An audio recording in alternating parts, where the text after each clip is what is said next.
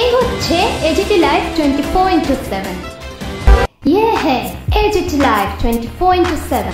This is AGT Live 24/7।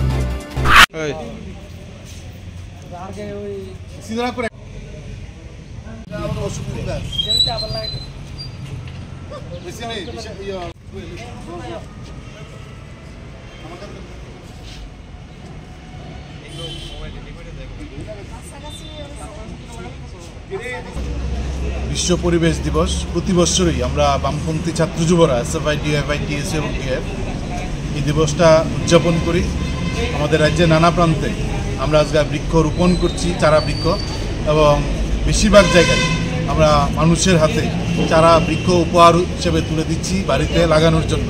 এটা গুরুত্বপূর্ণ বিষয়। গোটা পৃথিবীর এই পরিবেশ আজকে পাল্টে যাচ্ছে, পুঁজিপতিদের হাতে বন ধ্বংস হচ্ছে, পরিবেশ ভারসাম্যহীন হচ্ছে, যার ফলে নানাভাবে নতুন নতুন রোগ তৈরি হচ্ছে, মানুষের জীবনে ভয়াবহতা তৈরি হচ্ছে।